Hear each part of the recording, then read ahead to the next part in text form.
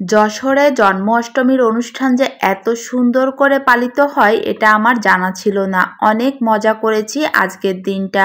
Hello সবাইকে, তাপসীস cooking ব্লগের নতুন ভিডিওতে সবাইকে স্বাগত জানিয়ে আজকের ভিডিওটি শুরু করছি। যে কোনো পূজা মানেই তো নিরামিষ খাবার, তাই সকালে আজকে গোলা রুটি করে নিয়েছি আর এটা হলো সবাইকে গুড় দিয়ে খেতে দিয়েছিলাম। এটা খাবার শেষ করে তারপর কিন্তু টুকটুক করে আমি আমার কাজগুলো শুরু করেছি।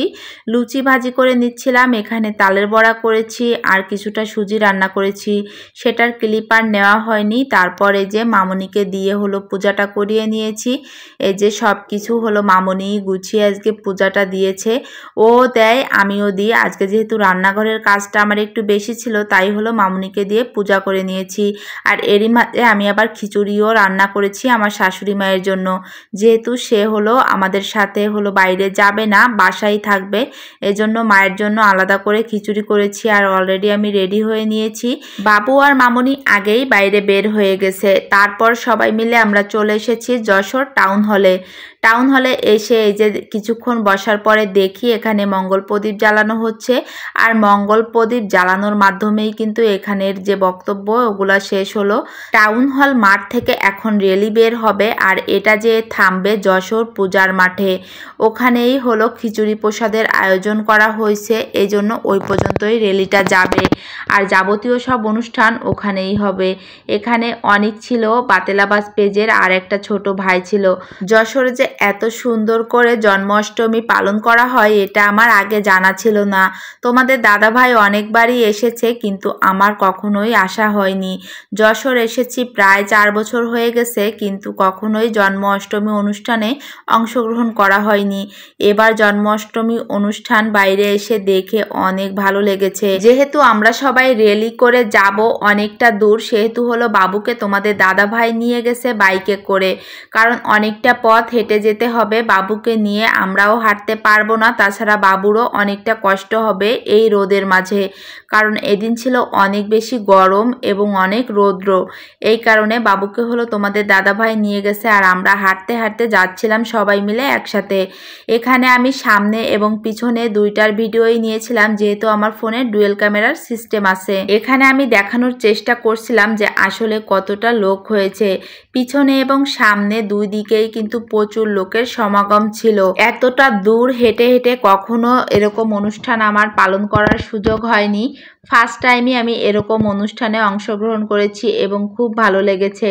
সাথে এই যে অনিক এবং সেই ছোট ভাইটা ছিল, মামুনি ছিল। আর এই যে এখন কিন্তু আমরা চলে এসেছি অলরেডি যেখানে প্রসাদ বিতরণ করা হচ্ছে। এখন দেখো কতটা লোক, আর তারপরেও আমরা শুনেছি যে এখানে যতটা লোকের আয়োজন করা হয়েছে তার থেকেও অনেক কম লোক এসেছে। দুইজন কন্টেন্ট ক্রিয়েটর পাশাপাশি, সে তার মতন ভিডিও নিচ্ছে আর আমি আমার মতন। বিষয়টা আমার কাছে কিন্তু খুবই ভালো লেগেছে। তোমাদের কাছে কেমন লেগেছে এই বিষয়টা অবশ্যই জানিও। অবশেষে এই যে তোমাদের দাদা ভাই আর বাবুকে দেখানোর সুযোগ হলো। এখন এই যে সবাই একটু ক্যামেরা বন্দি হয়ে নিলাম একই সাথে। এখানে ছিল প্রচণ্ড গরম, তোমাদের তো আগেও বলেছি যে আজকের দিনটা হলো অনেক গরম ছিল। বাবু তো বিরক্ত বোধ হচ্ছিল, একবার বলতেছে তার পায়ে ব্যথা করতেছে, একবার বলতেছে ঘুম আসতেছে।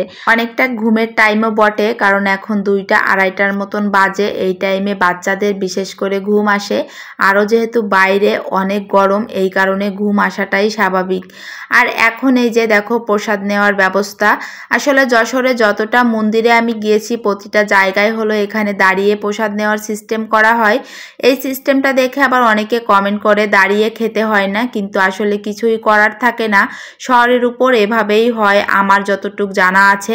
আর এখন কিন্তু আমরাও প্রসাদ নিয়ে নিলাম। আজকে হলো খিচুড়ি প্রসাদ করেছিল, অনেক জায়গায় আবার ডাল ভাত নিরামিষ এরকমও আয়োজন করে, কিন্তু এখানে ছিল হলো খিচুড়ি প্রসাদের আয়োজন। সবাই মিলে একসঙ্গেই প্রসাদ পেলাম, খুবই ভালো লেগেছে। আজকের এই দিনটা মনে রাখার মতনই একটা দিন ছিল।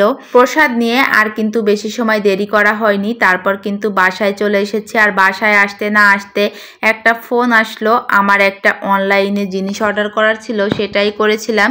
কি অর্ডার করেছি এটা তোমাদের পরবর্তী ভিডিওতে দেখিয়ে দিব যে কি আমি অনলাইন থেকে অর্ডার করেছি। আর তারপরে এই যে আরও কিছুটা তালের বড়া, কিছুটা লুচি করে নিচ্ছিলাম, কারণ সকালবেলা সব কিছু করে রেখে যেতে পারিনি, অনেকটাই দেরি হয়ে যাচ্ছিল, তাই এসে করেছি। ভিডিওটা কেমন লেগেছে অবশ্যই কমেন্টে জানিও।